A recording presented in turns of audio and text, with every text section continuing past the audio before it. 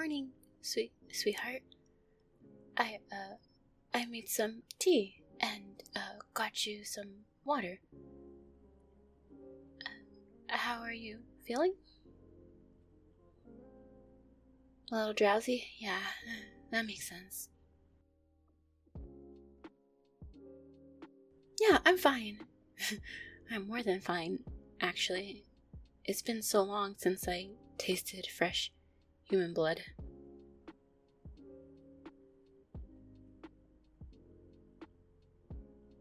No, I don't drink a lot of human blood.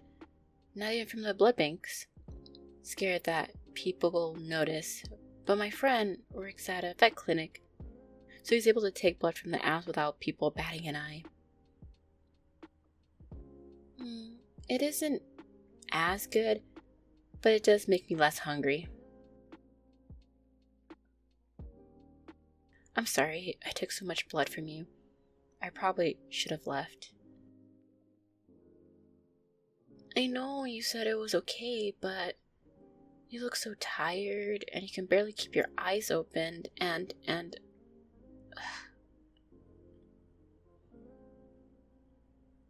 you know I'm such a worrywart, but thank you for the hug. I love it when you hug me.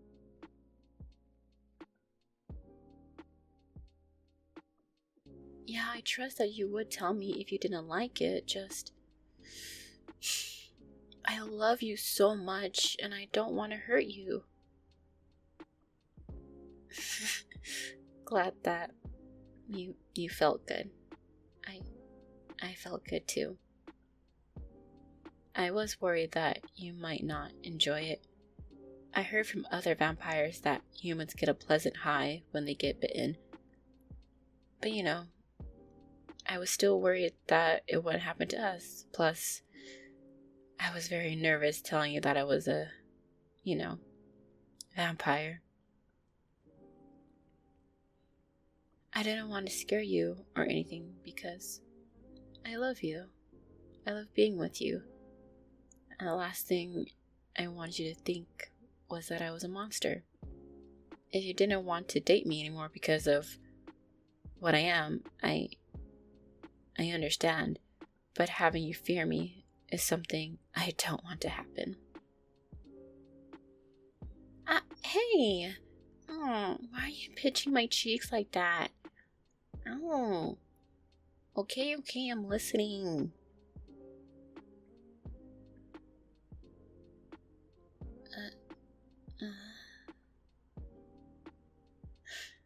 Yes. I believe that you wouldn't think like that of me. Just... Other humans think otherwise. That's why I was kind of hesitant when you asked me out, because I knew that you would find out sooner or later. So very relieved that you don't mind that I'm a vampire. Oh yeah, you can ask me anything, but first, let's get you something to eat. Are you able to walk to the kitchen? No need to worry about the food. I got us something. Yeah, got us breakfast from the diner we like. They thought it was kind of weird that I was ordering something really early and without you, but thankfully, they didn't ask too many questions. So, you can eat, and I'll ask any questions that you have.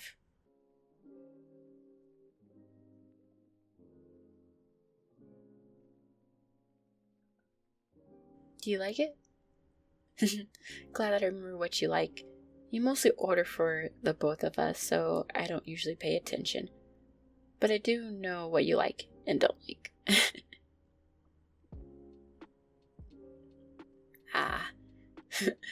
I knew that would be your first question. I'm roughly 690 years old, give or take. I never told anyone how I was turned. No, it isn't a sensitive topic, Jess. Been a long time since I recalled. Let me see. I was a servant girl way back then. My family was very poor, and all my sisters were married off, and my brothers went overseas or went to the military. I couldn't get married off because I was very sick. I got tired very easily, had fainting spells. In those days, if you weren't royalty or had a lot of money, you couldn't afford a doctor. You would just die from any illness. My mom gave up on me and was preparing herself for when I passed, but not my dad. He tried everything to make sure I live as long as I could. I don't know how he found out, but there was a duke that was hiring people, and that he would cover any medical expenses if his help was sick, which was very rare in those times. My dad told me he was able to get me hired at the duke's house, even though the duke knew I was ill. Right, red flag right there. But we were desperate and didn't really care at the moment. Everything seemed fine. I worked there for a few months. The duke helped me get better, and I was also able to help out my family. I knew something was odd about the duke. Yeah, he always had different women come over every night, which wasn't the odd part. They would only stay for a few moments, then leave. I was naive, but not that naive. And it didn't make sense that the duke would only have women over for a very short period of time. But I wasn't paid to ask questions, and I don't like conflict, so I just ignored it. Then, one night, the duke was supposed to have company over. The rest of the servants and I got everything prepared. His guest arrived, and they all gave off weird vibes. No, don't make me laugh. But no, they didn't pass the vibe check. I hate you. Oh god. However, I wasn't the only one who noticed either. The other girls looked nervous and showed that they didn't want to be there. Though we didn't feel comfortable, the guests were talking among themselves and didn't notice us. But out of nowhere, a group of men crashed through the doors and started taking out swords and arrows and aiming at the guest.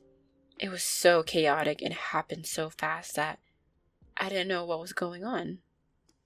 I just wanted to get the girls and the duke out of there. Because they were like family to me. They treated me and my real family well, and I didn't want any harm to come to them. And I think I grew fond of the duke because of how he treated me. A little taboo, I know, but the way he made me feel happy and loved, I don't want no harm to come to him. I got all the girls to safety. The duke was fighting, and I screamed him to come with me to safety. But he ignored it, told me just to get out. I don't know why, but I didn't want to leave him, and I kept trying to pursue him to come with me. Because of me, he got distracted, and another one of those strange men was behind him and about to strike him down. My body moved on its own, and I took the hit. After that, I don't really remember what happened.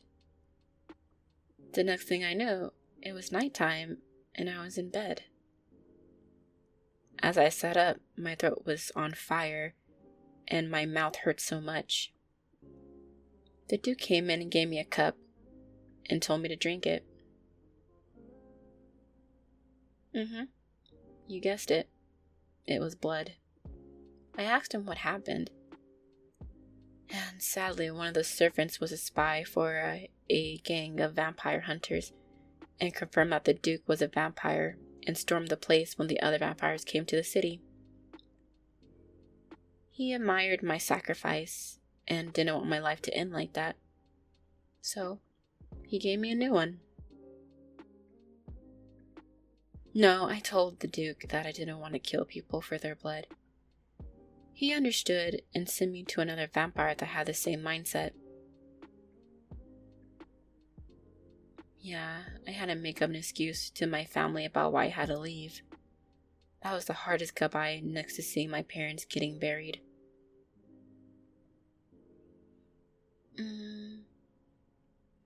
I actually don't know if the Duke is still alive. I lost contact with him about 200 years ago. I do talk to other vampires. We usually find each other, but I'm only buddy-buddy with 2 of them, and hate one of them. We can talk about that another day. I don't like talking about them. But anything else? Hey, what? Why would you ask something like that? No, that's so embarrassing. Yes, you're my first. I did date other girls and guys, but you're the first one that I've done, things with. Stop teasing me. Okay, no more questions. Because you might ask me something even more embarrassing. Fine, just one more. You know that you don't need to ask for that.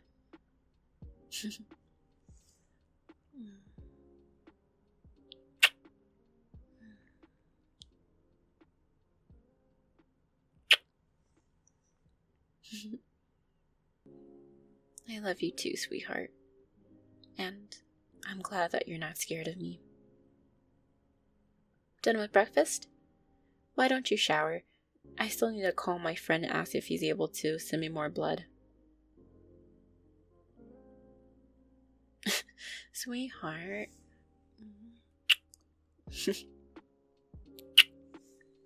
I'm glad that you don't mind me drinking from you, but I don't want to get addicted to you.